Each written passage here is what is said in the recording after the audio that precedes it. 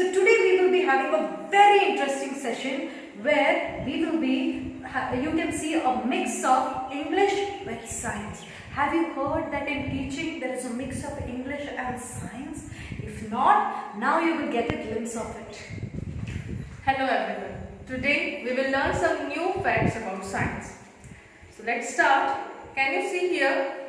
This is a torch of a mobile phone. Let's consider this torch as a light source. Here I have some diamond shaped structure. Let's consider this structure as an object. This wall, let's consider this wall as a screen. If I am placing this object in the path of light, can you see some black colored patch on the screen? This black colored patch is called as shadow.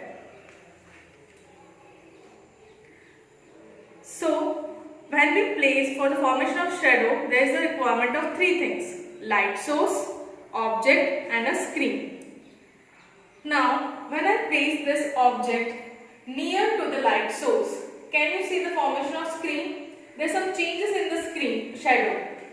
Can you see this? Is this shadow is equal to the size of object? Is it bigger or is it smaller? Or it is sharp or fuzzier?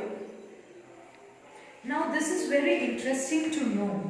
Like, it is very visually attractive to see the shapes changes. But now, if you want to make sentence out of it, a very simple sentence when one object is placed near to the light source. This small diamond shape, like one single object, if it is placed closer to the light source, what kind of sentence we can make? We can say like, this object is closer to the light source. What we can say? That this object is closer to the light source, as it is only one object. So we have to say this object is closer to the light source. Now suppose if there is more than one object, that is two objects which are very kept closer to the light source, can we say the same?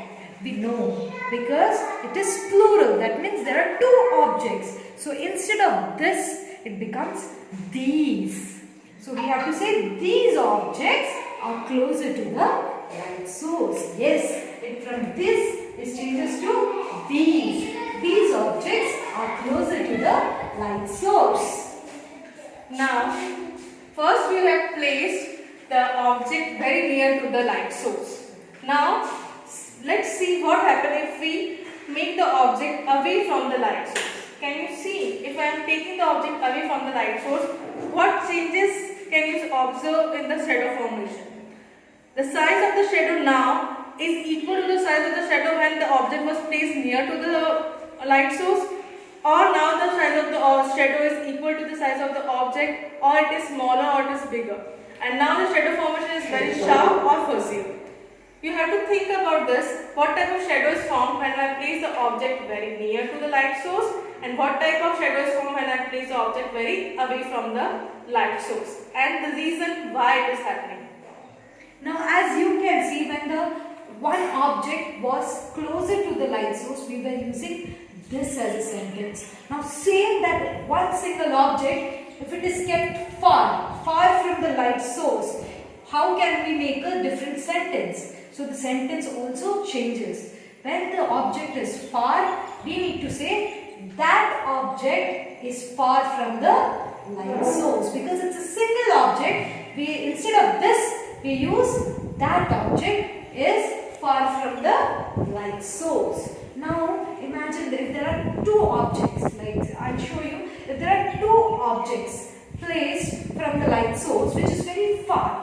So more than one, that is plural, if there are two objects placed very far from the light source, we use, instead of that, we use those objects are far from the light source. We use those objects are far from the light source.